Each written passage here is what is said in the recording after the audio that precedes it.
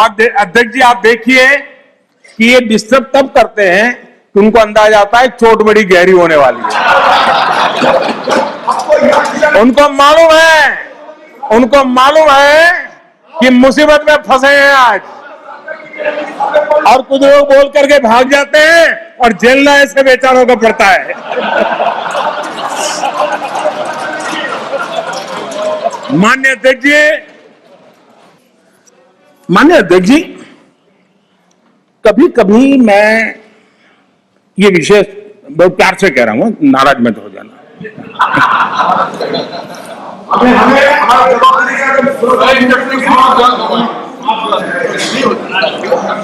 मुझे कभी कभी माननीय अध्यक्ष जी ये विचार आता है, उनके बयानों से, उनके कार्यक्रमों से, उनके कर्तृत्व से, जिस प्रकार से आप बोलते हैं, जिस प्रकार से मुद्दों से जुड़ते हैं, ऐसा लगता है कि आपने मन बना लिया है कि 100 साल तक सत्ता में नहीं आना है।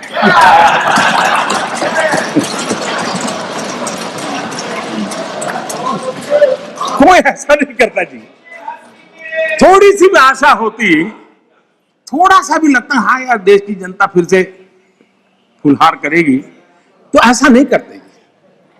और इसलिए खैर अब आपने ही तय कर लिया है 100 साल के लिए, तो फिर मैंने भी तैयारी कर लिया।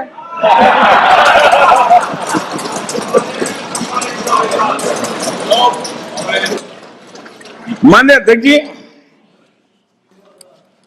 इस सरकार का अंत विरोध करने की जिनको आदत लग गई है, सुबह सुबह शुरू हो जाते हैं।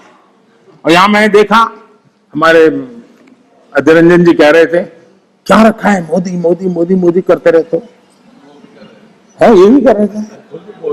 हाँ सब लोग मोदी मोदी मोदी बोल रहे हैं, हट के बोल रहे हैं।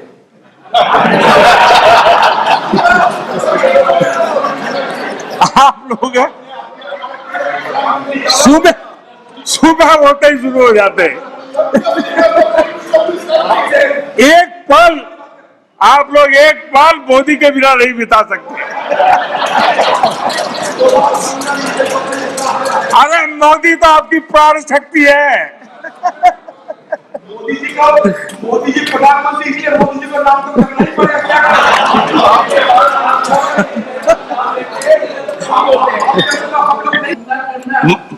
माननीय सदस्य प्लीज, माननीय आप अध्यक्ष समझाएंगे, आप पूरा सुनो, सब समझाएंगे। सदन में थोड़ी बहुत टोका टोकी तो आवश्यक होती है, जरा गर्मी रहती है, लेकिन जब सीमा के बाहर जाता है तो जरा लगता है कि हमारे साथी ऐसे हैं। माननीय अध्यक्ष जी, उनकी पार्टी के एक एमपी ने चर्चा की शुरुआत की थी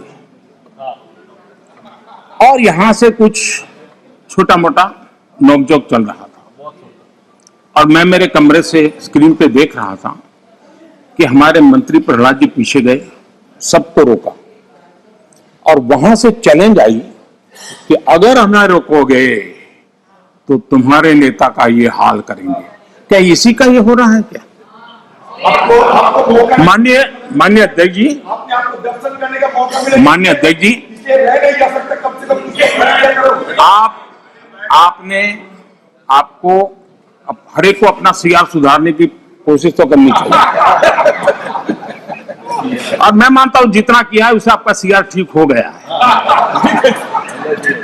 जिन लोगों को रजिस्टर करना है आपके इस पराक्रम को कर लिया है, जिस ज्यादा क्यों कर रहे हो? इस सत्र में तो कोई आपको नहीं निकालेगा, विश्वास करो। इस सत्र में आपको कोई निकालने का नहीं, मैं आपको गारंटी देता हूं।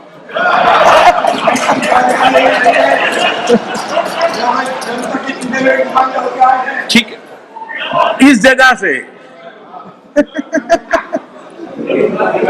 अरे भाई ऐसे ही बच गए हो।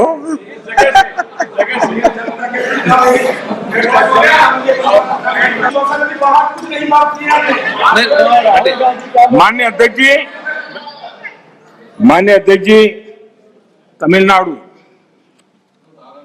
आखिर में 1962 में पहले करीब 60 साल पहले आपको मौका मिला था।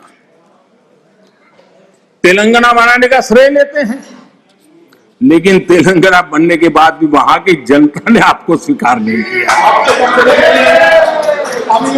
झारखंड का जन्म हुआ, 20 साल हो गए, पूर्ण रूप से कांग्रेस को स्वीकारते नहीं है, पिछले दरवाजे से वो घुसने का प्रयास करते हैं। माननीय अध्यक्ष जी, सवाल चुनाव नतीजों का नहीं है, सवाल उन लोगों की नीयत का है, उनकी नेक दिली का है कि इतने बड़े लोकतंत्र में इतने साल तक शासन में रहने के बाद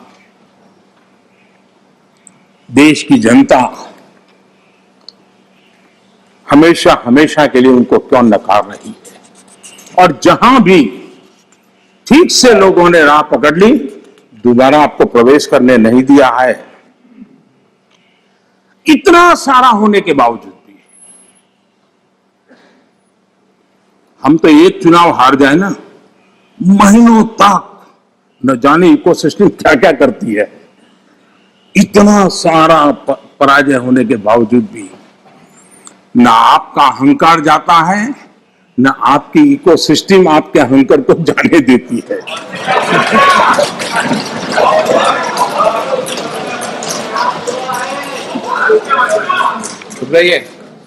इस बार अजय रंजन जी बहुत सारे शेर सुना रहे थे। चलिए मौका मैं भी ले लूं। और जब अहंकार की बात मैं कर रहा हूं तब तो मुझे कहना ही पड़ेगा, वो जब दिन को रात कहें तो तुरंत मान जाओ, वो जब दिन को रात कहें तो तुरंत मान जाओ, नहीं मानोगे तो वो दिन में नकाब ओढ़ लेंगे। जरूरत हुई, रोजगार की बारे में बात कीजिए। जरूरत हुई प्लीज, जरूरत हुई तो हकीकत को थोड़ा बहुत मरोड़ लेंगे। वो मगरूर है, खुद की समझ पर बेइंतहा। उन्हें आईना मत दिखाओ, इन्हें आईना मत दिखाओ, वो आईने को भी तोड़ देंगे।